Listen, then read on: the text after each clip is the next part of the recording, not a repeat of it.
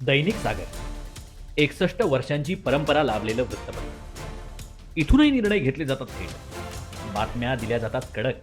सागरचे संस्थापक संपादक नाना जोशी यांच्या पुण्यस्मृतीने गंधाळलेले हे प्रांगण. या प्रांगणाने अनेक सामाजिक राजकीय स्थित्यंतर अनुभवली पाहिली आहेत. अनेक प्रतिष्ठित दिग्गजांचे पाय या पुण्यवास्तूला लागले आहेत.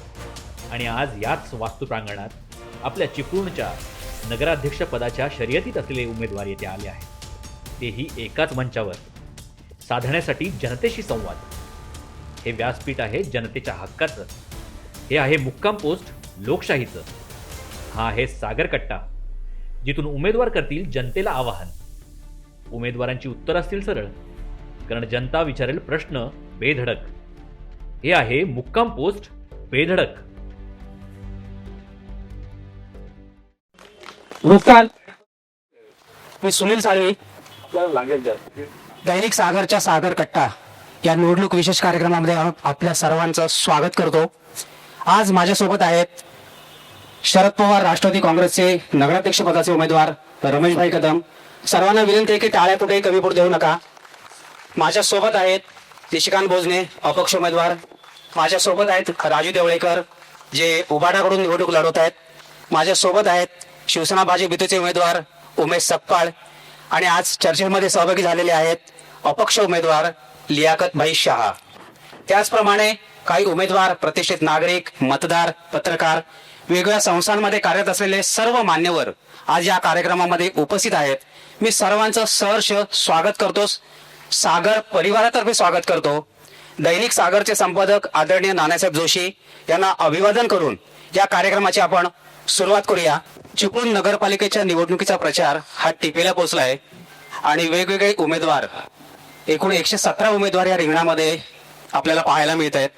त्यामध्ये नगराध्यक्ष पदासाठी 7 उमेदवार आहेत आणि 28 जागांसाठी 110 उमेदवार निवडणूक लढवत आहेत. त्यापैकी आज 6 उमेदवार नगराध्यक्ष पदाचे आपले मनोगत, आपलं विजन मांडणार आहेत.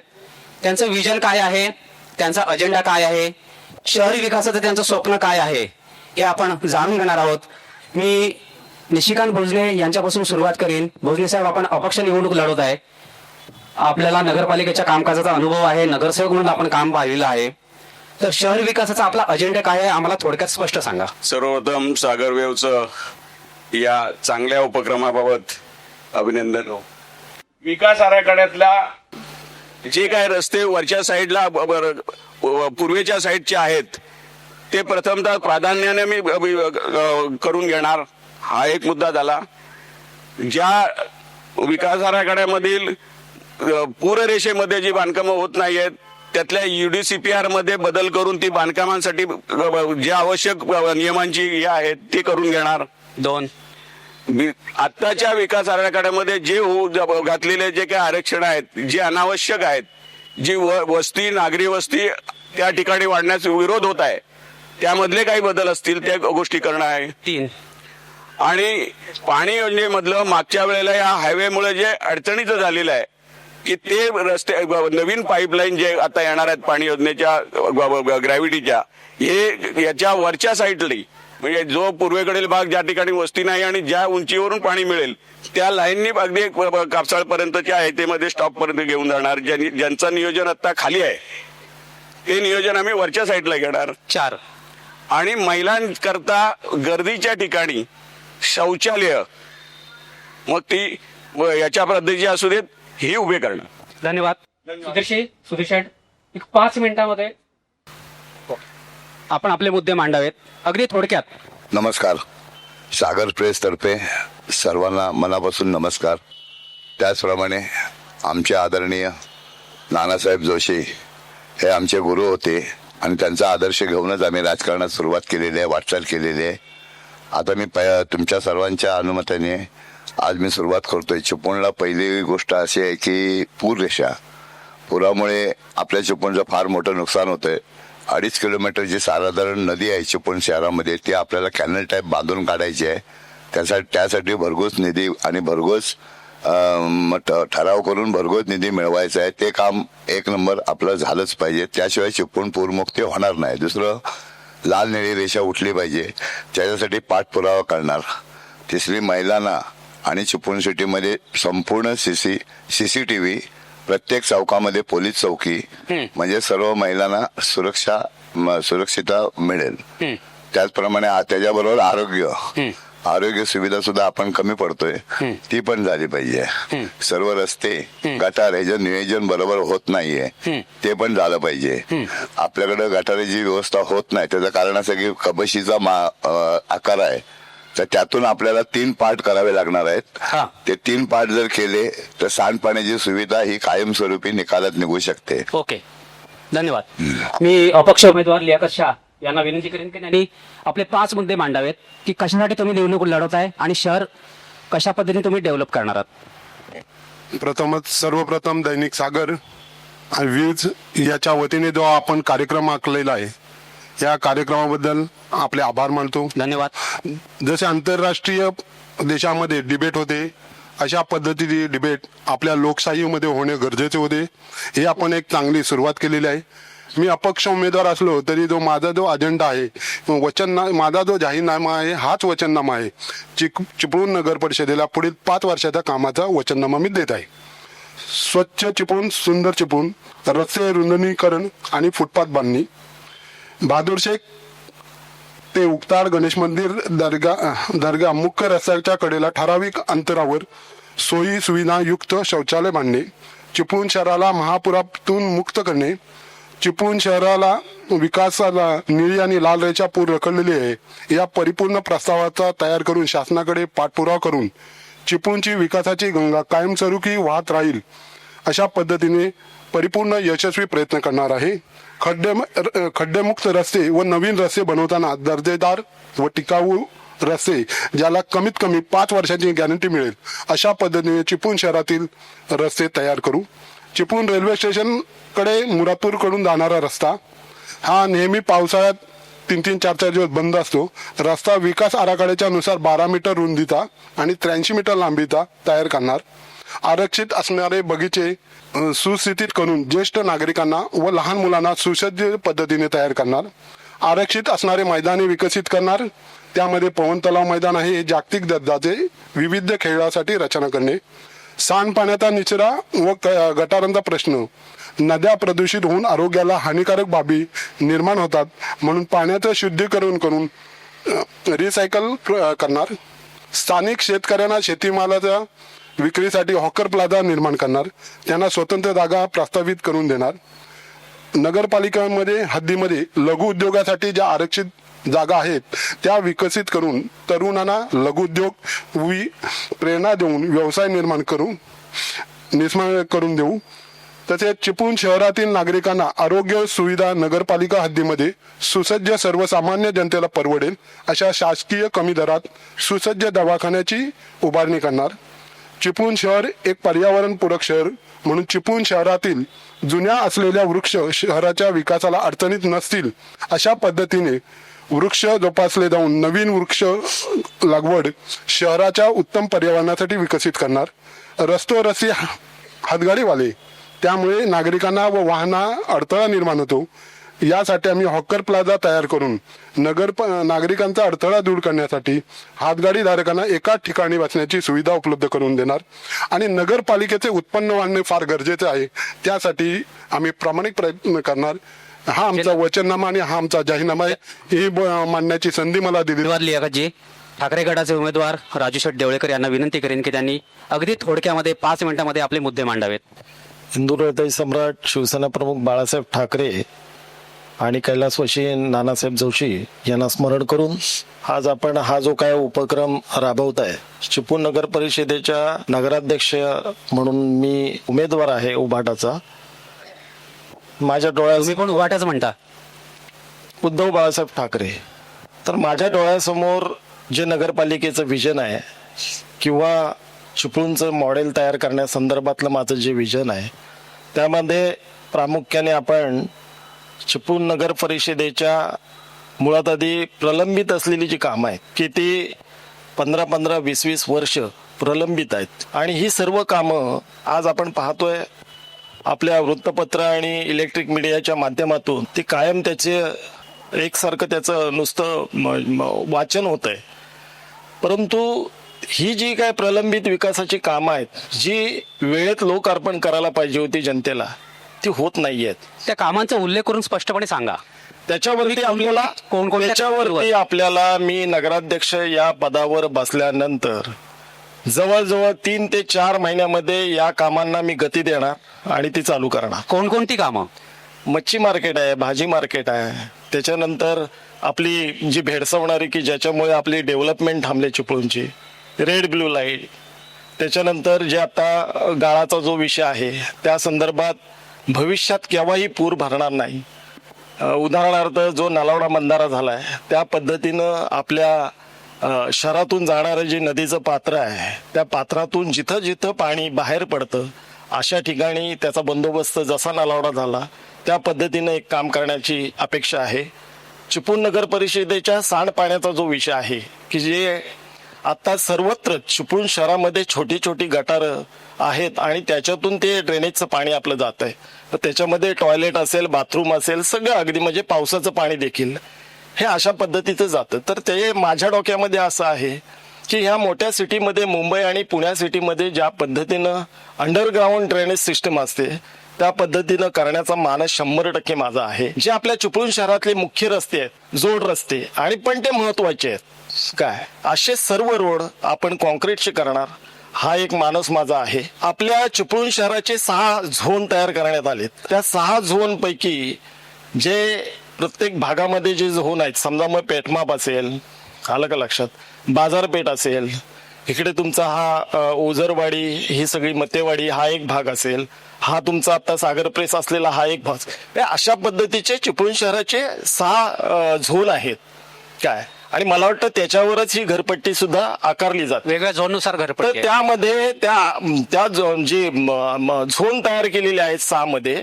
त्या 6 झोन मध्ये जी आरक्षण आहेत हे प्रत्येक झोन मध्ये जे हेड आहेत, आरक्षणाचे जे हेड आहेत हे 6 ह्याच्यामध्ये आहेत. मग त्याच्यामध्ये शाळा असेल, प्लेग्राऊंड असतील, वैद्यकीय सेवेसाठी दवाखाने असतील, मुलांसाठी प्लेग्राऊंड असतील, ह्या सगळ्या गोष्टी, समजा मुलांना खेळायचं असेल तर मोठं ग्राउंड आता चिपळूणमध्ये पवून तलावरच आहे.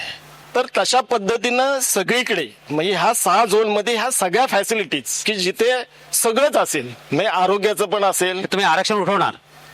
आरक्षण उठवणं हा विषय नाहीये, तुमच्या लक्षात येत नाही मी काय म्हणतोय. चिपळूण शहराचे 6 झोन आहेत, मान्य. ही माहिती करून घ्या नगरपालिका. मान्य आहे. आलं का लक्षात? त्या झोन मध्ये सगळ्या प्रकारची आरक्षण म्हणजे हेड आहेत, हेड मान्य आहे. की त्यासाठी रिझर्व केलेल्या ज्या जागा आहेत, मान्य. मग त्या शाळेसाठी असतील, हायस्कूलसाठी असतील, त्याच्यानंतर हॉस्पिटलसाठी असतील, ही कामं तुम्ही मार्गी लावणार?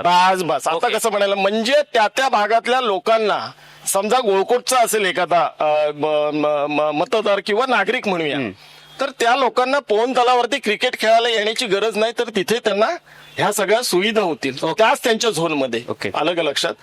आणि मला वाटतं 3रा की 4था मुद्दा आहे ना, आता माझा 4था मुद्दा आहे. म्हणलं तरी चालेल ना, कारण त्यांनी आपल्याला पचनी पडेल. पडेल काय. हा, दुसरं एक असं आहे की आपण माझ्या डोक्यामध्ये असं आहे की चिपळूण नगर परिषदेची एक इमारत तर पूर्णपणे पडकळीस आलेली आहे, म्हणजे ती केव्हाही तुटू शकतो. आर्किटेक्चरचा जो स्ट्रक्चर ऑडिटचा रिपोर्ट आहे हा टोटल निगेटिव्ह आहे काय. तर तिथे भविष्यात अपघात होऊ नये म्हणून आपण गेल्या त्या विषयामध्ये पहिला हात घालून मला वाटतं थोडी माहिती मी घेतलेली आहे. त्याचा बऱ्यापैकी फंड येण्याच्या संदर्भातला जवळपास विषय झालेला आहे काय. तर ती इमारत एक चालू होईल. आणि दुसरी गोष्ट म्हणजे जी मुख्य मला वाटतं 60 ते 70 वर्ष आपली जुनी जी इमारत आहे नगरपालिकेची, तर ते देखील सुद्धा एक आगळी वेगळी ह्या पूर्ण कोकणामध्ये नगर परिषद असेल असं डिझाईन त्याचं होईल. आणि त्याच्यामध्ये खाली कमर्शियल कॉम्प्लेक्स असेल आणि वरती नगरपालिका असेल की जेणेकरून जे कमर्शियल कॉम्प्लेक्स आहे त्याचं जे उत्पन्न आहे काय, तो एक आपल्याला नगरपालिकेला याच्या माध्यमातून आपल्याला त्याचा फायदा होईल. आलं का लक्षात? आणि दुसरी गोष्ट म्हणजे आपल्याला ज्येष्ठ नागरिक जे आहेत त्या ज्येष्ठ नागरिकांसाठी एक चांगलं सकुल बांधून त्याच्यामध्ये सगळ्या प्रकारचे खेळाचे असतील किंवा त्यांच्या व्यायामाचे असतील किंवा त्यांना चालण्यासाठी असेल, ह्या सगळ्या गोष्टींच्या बाबतीत आपल्याला चांगलं काम करायचं आहे. पाणी योजनेमध्ये सुद्धा खूप कामं आहेत. कारण आत्ताचं जे पाणी चिपळूण शहराचे नागरिक पितायत हे मला वाटतं माझ्या माहितीप्रमाणे आज गेले 15-20 वर्ष फिल्टर होत नाहीये व्यवस्थित. 100% फिल्टर होत नाही. नदीतून जे पाणी लिफ्ट केलं जातं आणि तिथून जिथं ते स्टॉक केलं जातं तिथूनच पाणी आपल्याला येतं, परंतु ज्याची फिल्ट्रेशन जी प्रोसिजर आहे त्या पद्धतीनं व्हायला पाहिजे ती होत नाहीये. ती तुम्ही 2-4 वर्ष त्याच्यातली जी वाळू असते फिल्ट्रेशनची ती काढली जात नाही. त्याच्यामध्ये ज्या काही गोष्टी पाणी पिण्यासाठी ज्या आवश्यक असणारी जी काय केमिकल्स टाकावी लागतात त्याचा सुद्धा योग्य पद्धतीने वापर होत नाही. आलं का लक्षात? तर अशा पद्धतीने ह्या सगळ्या गोष्टी आहेत. एखादा मुद्दा बोलू? 5-6 नाही बोला एखादा मुद्दा बोला. बोलू? हा बोला. दुसरी गोष्ट म्हणजे ह्या चिपळूण शहराची एक आगळी वेगळी ऐतिहासिक संस्कृती आहे. काय आज आपण इंदिरा गांधी सांस्कृतिक पाहिलंय, आज ते देखील मला वाटतं 2005च्या पुरामध्ये त्याची वाताहत झाली होती आणि ते केंद्राचं काम जवळजवळ होण्यासाठी खूप वर्षाचा कालखंड गेला. तर माझं म्हणणं आहे की पॅरलल अजून एक फार मोठं अशाच पद्धतीचं एक नाट्यगृह म्हणा किंवा अनेक समजा सिनेमा थिएटर म्हणा की जेणेकरून नगरपालिकेला त्याच्या उत्पन्नाच्या माध्यमातून चांगला फायदा होईल. आणि आज तुम्ही चिपळूण शहरामध्ये बघताय की मोठ्या प्रमाणातलं समजा एखादं हॉल असेल की तिथे लग्न वगैरे होणं किंवा मोठ्या कार्यक्रम होणे, ह्या सगळ्या गोष्टी ज्या आहेत तर आपल्या इथं जे हॉल्स आहेत ते थोड्या लांब आहेत आणि कॉम्पॅक्ट आहेत. जे मोठ्या स्वरूपात असायला पाहिजे ते नाहीये. तर तेही देखील होणं हे त्याच्यामध्ये आपलं ही जी काय मी आता माझ्या दृष्टिकोनातून जे मला वाटतंय हे आपण प्रामाणिक करणार आहोत. आणि चिपळूण नगर परिषदेच्या ज्या सेवा आहेत त्या विनम्रपणे आपण आपल्या चिपळूणातील जनतेला पुरवणार आहोत.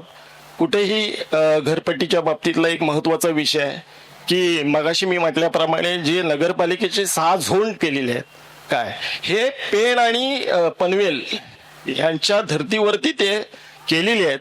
आणि आज तिथलं आणि चिपळूण ह्याच्यामध्ये फार मोठा फरक आहे काय. तर ती घरपट्टी कशी कमी होईल नागरिकांची यासाठी आपण 100% प्रामाणिकपणे प्रयत्न करणार आहोत. राज्याने सगळेच मुद्दे मांडलेत.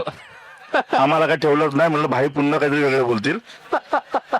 खरंच भाई आपल्याला काय ठेवलं नाही. त्यांना जमलेले माझे सर्व मतदार बंधू भगिनी व आपल्या समोर चिपळूण नगरपालिकेचे नगराध्यक्षासाठी जे उभे राहणारे सर्व उमेदवार आणि जो आज खरंच सुंदर असा कार्यक्रम माझ्या सागर या परिवाराने घेतला त्याबद्दल मी या सागर परिवाराचे मी स्वागत करतो आणि त्यांचे मी आभार मानतो. खरं सांगायचं झालं तर चिपळूण नगरपालिकेमध्ये 2016 ते 2021 मी नगरसेवक म्हणून काम केलं आणि अत्यंत आनंदाची गोष्ट वाटते की चिपळूण चिंचा नाका ते पॉवर हाऊस या रस्त्याचं आम्ही कैलासवासी नाना जोशी यांचं आम्ही नामकरण केलं. आणि तेवढ्यावर थांबणार नाही आम्ही. ज्यावेळी मी या नगराध्यक्ष खुर्चीवर बसेन त्या दिवशी मी हा माझा जो रस्ता मी हातामध्ये घेतलाय त्यात एक मॉडेल रस्ता म्हणून तो मी उभा करेन आणि त्याचा शुभारंभ त्या नानांच्या जयंतीच्या आधी होईल एवढाच मी तुम्हाला मी शब्द देतो.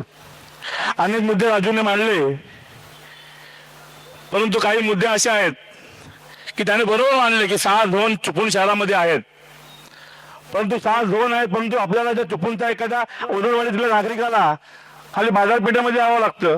माझी मंडळी असेल मार्केट असेल तर 6 झोन मध्ये आपण विविध प्रकारे विविध ठिकाणी माझी मंडळी असेल, मच्छी मार्केट असेल, खेळासाठी ग्राउंड असतील, महिला भगिनींसाठी ग्राउंड असेल, महिला भगिनींसाठी अनेक काही गोष्टी आहेत त्या आम्ही त्या गोष्टीवर बसल्यानंतर आम्ही ते करण्याचा मला मानस आहे.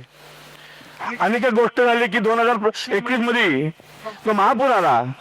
त्या महापुराच्या नंतर आपल्याला एक रेड लाईन ब्लू लाईन या आपला चिपळूणचा विकास खणणारी जी लाईन आली. मी माझ्या आदरणीय नगरविकास मंत्री एकनाथ शिंदे साहेबांच्या माध्यमातून आदरणीय या राज्याचे मुख्यमंत्री फडणवीस साहेबांच्या माध्यमातून आम्ही ती चिपळूणचा विकास करण्यासाठी, चिपळूणच्या डेव्हलपमेंट वाढवण्यासाठी ती पहिले रेड लाईन आणि ब्लू लाईन हलवल्याशिवाय राहणार नाही. त्याचबरोबर आज आपण बघतो चिपळूणच्या अनेक रस्त्यावरती भटकी कुत्री आहेत. काही दिवसापूर्वी सुप्रीम कोर्टाने त्याच्यावर निर्णय दिला. त्याबद्दल आपण त्या पहिला भटक्या कुत्र्यांचा बंदोबस्त करण्यासाठी आपण अनेक गोष्टीच्या अनेक उपाययोजना त्या त्यांच्या म्हणजे शासनाचं आपण आदर करून आणि त्या पद्धतीने माझे ज्येष्ठ नागरिक असतील, माझ्या महिला भगिनी असतील, माझे छोटे छोटे विद्यार्थी असतील, ह्या सर्व विद्यार्थ्यांच्या संरक्षणासाठी या भटक्या कुत्र्यांचा आम्ही बंदोबस्त करणार. त्याचबरोबर आपण जे बोललो की 6 झोन आहेत, परंतु आज जर आपण रस्त्याची कंडिशन पाहिली तर आपल्याला ट्रॅफिकचा मोठा अडचण निर्माण होते. आज तुम्ही पाहिलं तर बहादूरचौक पासून चिंचानाकापासून गांधी चौक, पावरास पासून चिंचानाकापासून अंतर्गत रस्ते, परंतु रस्त्यांची कंडिशन या अशा पद्धतीने आहे. परंतु आम्ही जेव्हा नगराध्यक्षाच्या खुर्चीवर बसू त्या दिवशी एक रस्त्याचं असा मॉडेल तयार करू की जेणेकरून रस्ता दोन्ही दुसरपा असेल, दोन्ही बाजूला डिवायडर असतील, त्याच्यामध्ये झाडं असतील आणि अत्याधुनिक पद्धतीने सौर ऊर्जेवर ज्या आज आपण लाईट बिल मोठ्या संख्येने भरतो आणि नगरपालिकेचा फार मोठ्यामध्ये नुकसान होतं, त्यांच्या बजेटमध्ये नुकसान ते लाईट बिलचं होतं, ते लाईट बिल कमी कसं होईल त्याबद्दल सौर ऊर्जा माझ्या पूर्ण शहरामध्ये ती फक्त लाईट सौर ऊर्जेवर चालेल असा एक माझा मानस आहे. सांगायचं झालं तर आम्ही आता नगरपालिकेचे सर्व नगराध्यक्ष म्हणून उभे आहोत. माझ्या समोर काही नगरसेवक उभे आहेत, परंतु आम्हाला बसण्यासाठी नगरपालिकेमध्ये जेव्हा आपली बॉडी जाईल तेव्हा नगरपालिकेमध्ये आपल्याला बसण्याचं ठिकाण नाहीये. माझ्या आवर्जून सांगतो तुम्हाला, ही खूप आपल्याला खेदजनक गोष्ट आहे. परंतु आज माझे पुन्हा एकदा तुम्हाला मी आठवण करून देतो की नगरविकास मंत्री एकनाथ शिंदे साहेब असतील, आज महाराष्ट्रामध्ये सरकार आहे, राज्यामध्ये केंद्रामध्ये सरकार आहे, त्यामुळे तो निधी आणून आपण अत्याधुनिक अशी चिपळूण नगरपालिकेची जी नगरपालिका आहे ती अत्याधुनिक बनवूया. ज्येष्ठाला आज पायऱ्याने चढायला लागतंय, त्याच्यासाठी आपण त्याला लिफ्टची सोय करता येईल. अनेक तंत्रज्ञान वापरून आज आपल्याला पूर परिस्थितीमध्ये मागचे डॉक्युमेंट आहेत, नगरपालिकेचे काही कागदपत्र आहेत, आज ते आपल्याला मिळत नाहीयेत. काही नगरपालिकेच्या कर्मचाऱ्यांचं फार कौतुक करण्यासारखं आहे.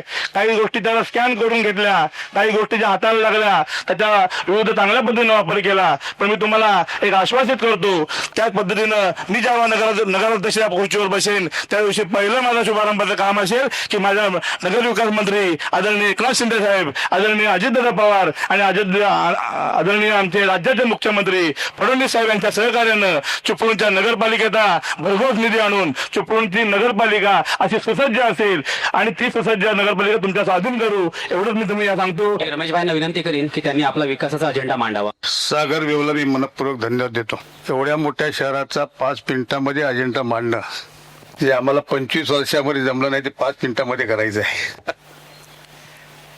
खरं म्हटलं तर शहराचा विचार करताना राजू शेठचं एक करेक्शन करतो, कारण मी 25 वर्ष नगरपालिकेतच नाहीये की आपले 6 सेक्टर नाहीत, आपले 5 सेक्टर आहेत. ते डेव्हलपमेंट प्लॅनचे जे 5 सेक्टर शहरामध्ये आहेत याच्यामध्ये जी आरक्षण आहेत ही आरक्षण पूर्वी ज्यावेळेला आम्ही 74-75 साली ज्यावेळेला श्रावण शेठच्या अधिपत्याखाली आम्ही काम करत होतो त्याला शासनाकडनं या जमिनी संपादित करायला निधी येत होता आणि म्हणून आम्हाला ती जमीन संपादन करणं शक्य होत होती. आता जमिनीच्या मोबदल्याऐवजी शासनानं त्यांना FSI द्या अशा पद्धतीचं अट घातली. मुंबई पुण्यासारख्या विकसित शहरामध्ये FSI हा कुठेतरी विकला जातो, त्यामुळे नागरिकांना त्याचे पैसे मिळतात. पण चिपळूणमध्ये असा FSI विकून त्या ठिकाणी पैसे नागरिकांना मिळत नाहीत आणि म्हणून जमीन संपादन करण्यामध्ये जी अडचण येते ते पूर्ववत आपल्याला तो निधी जमीन संपादन करण्यासाठी या ठिकाणी मिळायचं. म्हणजे मग जी आरक्षणं डेव्हलपमेंट प्लॅनवर जी आहेत ही आरक्षणं आपल्याला निश्चितपणे चांगल्या प्रकारे त्या ठिकाणी डेव्हलप करता येते. दुसरा प्रश्न असा आहे की आपण नगरपालिकेमध्ये गेले 8 वर्ष चाललेल्या याच्यावर पहिल्यांदा जर आपलं पुढचं काम करायचं असेल तर नगरपालिकेचं प्रशासनावर आधी चाप बसवला पाहिजे, प्रशासन सुधारलं पाहिजे. नागरिकांना ज्या फेऱ्या माराव्या लागतात, नागरिक महिना 2-2 महिने फेऱ्या मारतात, त्यांची कामं होत नाहीत. ते आल्यानंतर त्यांना नीटपणे त्यांना ट्रीटमेंट मिळालं पाहिजे, त्यांचं काम योग्य प्रकारे झालं पाहिजे. तिसरा प्रश्न असा आहे की जी ग्रॅव्हिटीची पाणी योजना मी ज्याला मंजूर करून आणली होती त्याचा ॲग्रीमेंट शासनाबरोबर केला. त्याचा तो प्लॅन होता, तो प्लॅन आम्ही MDBच्या माध्यमातून केला. आणि तो केल्यानंतर ज्या वेळेला हे शहरापासून 85 मीटरवर हा उद्भव असल्यामुळं जुन्या पाईपलाईन टिकणार नाहीत, त्या न टिकण्याच्या प्रेशरमुळे उडण्याची शक्यता आहे. म्हणून त्याच्यासाठी प्रस्ताव आम्ही MDBकडे पाठवला. परंतु जो ह्या 7-8 वर्षामध्ये ते जे काही झालं नाही ते काम आपल्याला निश्चितपणे पूर्ण करायचं आहे. ते जर झालं असतं तर कदाचित 21 सालच्या पुरामध्ये नागरिकांना ताबडतोब पाण्याचा पुरवठा करता आला असता. महिला रोजगारांच्या दृष्टीनं आपल्याला निश्चितपणे प्रयत्न केले पाहिजेत. बचत गटाच्या माध्यमातून अनेक संस्था या ठिकाणी कार्यरत आहेत. त्यांनी तयार केलेल्या मालाला विक्री केंद्र या ठिकाणी नाही, सामुदायिक विक्री केंद्र नगरपालिकेच्या माध्यमातून उपलब्ध करून देणं म्हणजे महिलांना पर्यायानं एक प्रकारचा रोजगार या ठिकाणी निर्माण करून देणं. तरुणांचा विचार केला तर तरुणांच्या बेकारीच्या दृष्टीनं बाजूशेकला आपण MIDCचं जमीन संपादित केलेली आहे, पण ती जमीन जवळजवळ 20-25 वर्ष तशीच पडू नये. त्याच्यामध्ये प्लॉटिंग हे तरुणांना दिल्यानंतर त्याच्या तरुण छोटे मोठे व्यवसाय त्या ठिकाणी सुरू करतील. त्या अनुषंगानं अनेक बाकीच्या तरुणांना त्या ठिकाणी रोजगार मिळतील. म्हणजे किंबहुना बेकारी नष्ट करण्याच्या दृष्टीनं आपल्याला ते चांगल्या प्रकारचं पाऊल टाकता येईल. चौथा प्रश्न असा आहे की आपल्याला ह्या शहराची एक मुख्य बाजारपेठ संपूर्ण जिल्ह्यामध्ये होती. संपूर्ण तालुक्यातला आजूबाजूच्या तालुक्यातले लोक त्या ठिकाणी आपल्याला बाजार घेण्यासाठी घाऊक किंवा किरकोळ असेल ते यायचे. पण आता आपण जर पाहिलं तर गावोगावामध्ये दुकानं झाली, त्यामुळे आपल्याकडे बाजारपेठेमध्ये येणारा जो ग्राहक आहे हा ग्राहक कमी झाला. पर्यायानं बाजारपेठेवर त्याचा एक विपरीत परिणाम झाला. आणि म्हणून पर्यटनच्या दृष्टीनं हे शहर जर आपण डेव्हलप केलं तर ते डेव्हलप केल्यामुळं बाहेरचे नागरिक त्या ठिकाणी आर्थिक आकर्षित होतील. आज लोकमान्य टिळक वाचनालयाच्या माध्यमातून प्रकाश देशपांड्यांनी एक चांगल्या काही पुराण वस्तू त्या ठिकाणी जमा केलेल्या आहे. तिथे पाहण्यासाठी लोक येतात, पण एक चांगल्या प्रकारचं त्यांना म्युझियमची इमारत आपण तयार करून दिली. त्या ठिकाणी जर ती शिल्प सगळी ठेवली तर निश्चितपणे बाहेरचे लोक त्या ठिकाणी येतील. त्यामुळे बाजारपेठेचा व्यापार वाढेल. आणि त्याचबरोबर ठिकठिकाणी आपल्याला रस्ते बिस्ते ही नेहमीची रुटीन्स आहेत. हा काही निळा विषय नव्हे. आणि कुठचंही जरी सरकार येवो न येवो कुठचा असो, नियमित कामाला मिळणारा जो निधी आहे हा निधी हा शासनाकडनं नियमित येत असतो. मग तो प्रशासक असू देत, बॉडी असू देत किंवा नसो, तरी पण तो निधी होतो, ती कामं होतात. परंतु ती कामं नियोजनबद्ध आणि नागरिकांना उपयोगाची कामं कशी करायची हे तिथे बसलेल्या ट्रस्टीने ठरवायचं असतं. आणि म्हणून आज जे सगळ्या ठिकाणी आपल्याला कंपाऊंड वॉल झालेला मिळतो, पण इन्फ्रास्ट्रक्चर जे डेव्हलप करायचं आहे हे डेव्हलप झालेलं नाही. याला एक नियोजनबद्ध विकास करण्याचं एक व्हिजन लागतं. ते व्हिजन त्या ठिकाणी नसल्यामुळं हा पैसा खर्च झाला, पण त्याचा लोकांना फायदा झालेला नाही. तो फायदा करायचा आहे. तरुणांना स्पोर्ट्सच्या दृष्टीनं, तर मी पण एक स्पोर्टमधलाच आहे, माझं आयुष्य स्पोर्टमध्ये गेलं. त्यामुळे स्पोर्ट्सच्या बाबतीमध्ये निम्या प्रकारचं डेव्हलपमेंट करणं, विविध भागामध्ये मैदान आहे ती विकसित करणं, केवळ कंपाऊंड वॉल बांधणं नव्हे तर त्याच्यामध्ये वॉकिंग ट्रॅक होतील, त्याच्यामध्ये ओपन जिम्स येतील. त्या ठिकाणी मुलांना निम्या प्रकारच्या स्पर्धा, मग क्रिकेटच्या असतील, कबड्डीच्या असतील, खो खोच्या असतील, अनेक प्रकारच्या असतील. त्या सर्व प्रकारचे एक माध्यम त्या ठिकाणी सोडून द्यायचं आणि सर्वांगीण विकास या शहराचा कसा होईल आणि तो सर्व नगरसेवकांना बरोबर घेऊन. पक्ष फक्त असतो तर इलेक्शन पुरता असतो. इलेक्शन झालं की दुसऱ्या दिवसापासून आम्ही सगळे एक असतो. आणि एकोप्यानं जर शहराचा विकास केला, विरोधाला विरोध केला नाही, तर निश्चितपणे या शहराची बिघडलेली घडी आपल्याला पूर्ववत करायला कुठच्याही तऱ्हेची अडचण येणार नाही. उमेश शेट्टी आज जाहीर केलं, ते म्हटले की बाबा मी बसल्यानंतर करणाऱ्या म्हणजे बसल्यात जमायत असं म्हटलं तर काही हरकत नाही. परंतु मी असं म्हणणार नाही. मी आज एक उमेदवार म्हणून आहे. लोकांना कोण पाहिजे कोण आहे तो लोकांनी ठरवायचं आहे. आणि म्हणून एक चांगल्या प्रकारचा कारभार निश्चितपणे करू. त्या ठिकाणी लोकांना जे हवं आहे ते देण्याचा प्रयत्न करू. मग तरुणांपासून असतील, महिलांपासून असतील, वृद्ध असतील, सगळ्यांच्या बाबतीमध्ये एक चांगल्या प्रकारचा समतोल असा विकास या शहराचा आपल्याला भविष्यामध्ये करायचा आहे.